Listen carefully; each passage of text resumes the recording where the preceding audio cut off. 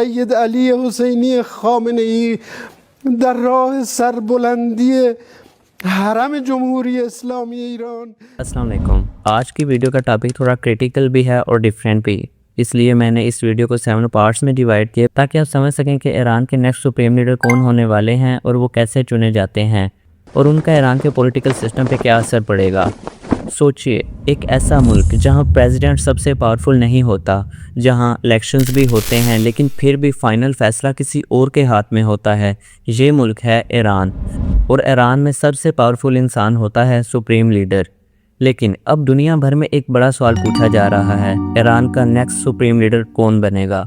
Different sources से पता लगाया जा रहा है कि ईरान के next supreme leader Ali Khomeini के दूसरे नंबर वाले बेटे मुस्तफ़ा खुमैनी बनेंगे। लेकिन क्या ईरान के लोग भी इस फैसले में कोई किरदार रखते हैं? आज के वीडियो में हम ईरान के पॉलिटिकल सिस्टम की पूरी कहानी समझेंगे। पार्ट 1, ईरान का सिस्टम कैसे बना। 1979 में ईरान में एक बड़ी रेवोल्यूशन हुई। इस रेवोल्यूशन को लीड किया आयतुल्लाह रुहुल खुमैनी ने। इससे पहले ईरान में शाह की मोनार्की थी, लेकिन रेवोल्यूशन के बाद ईरान एक इस्लामिक रिपब्लिक बन गया।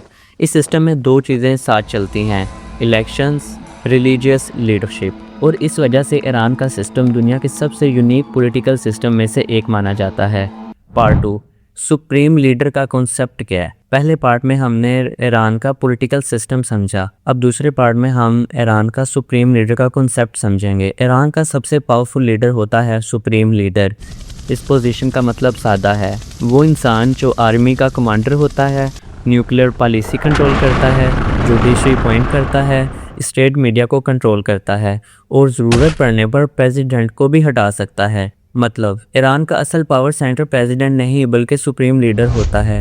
1979 से लेकर आज तक ईरान में सिर्फ 2 सुप्रीम लीडर हुए हैं और अब तीसरा होने जा रहा है। पहले थे रुहुल्लाह खुमैनी, दूसरे थे अली खुमैनी और तीसरे अब मुस्तफ़ा खुमैनी हो सकते हैं। खुमैनी ने लगभग 37 साल तक ईरान को लीड किया। पार्ट 3, सुप्रीम लीडर का इलेक्शन कैसे होता है। दूसरे में हमने समझा कि सुप्रीम लीडर के इख्तियारात क्या होते हैं और उसकी कितनी पावर होती है। अब तीसरे में हम समझेंगे सुप्रीम लीडर का इलेक्शन कैसे होता है, मींस कि वो चुना कैसे जाता है। लेकिन सबसे इम्पोर्टेंट क्वेश्चन है कि सुप्रीम लीडर कौन चुनता है। इसके लिए ईरान में एक ख़ास कौंसल होती है, असम्बली ऑफ एक्सपर्ट्स। इस कौंसल में 88 सीनियर इस्लामी उलमा होते हैं जो 8 साल के लिए मुंतखब किए जाते हैं। इनका सबसे अहम काम होता है नया सुप्रीम लीडर मुंतखब करना और नज़रियाती तौर पर इससे हटाना अगर वो अपनी ड्यूटी पूरी ना करे।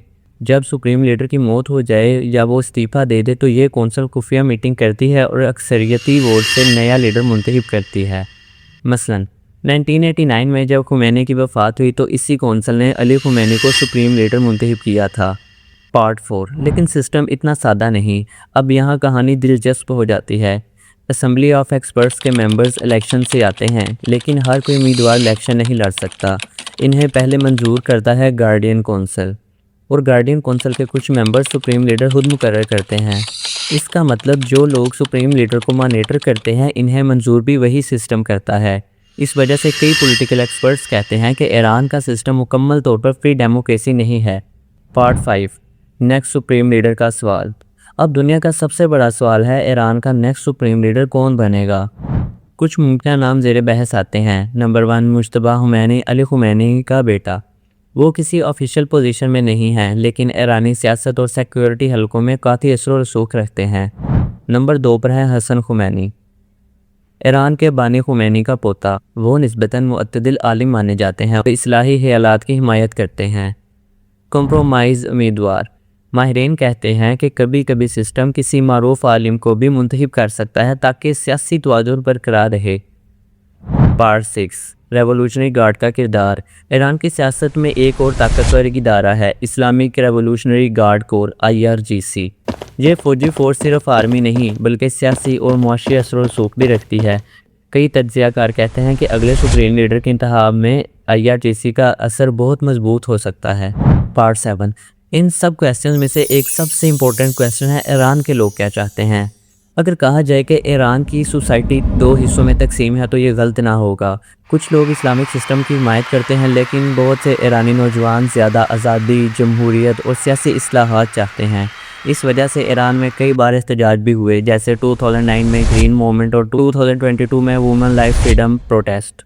ईरान का पॉलिटिकल सिस्टम दुनिया के सबसे मुल्फिज सिस्टम में से एक है। यहाँ इलेक्शंस भी होते हैं और मजहबी क़यादत भी मौजूद है, लेकिन हतमी ताकत सुप्रीम लीडर के पास होती है। अब जब ईरान एक नए क़यादती मरहले की तरफ जा रहा है तो दुनिया देख रही है, क्या ईरान का अगला लीडर सिस्टम को वैसे ही रखेगा या ईरान की सियासत कोई नया बाब शुरू करेगी।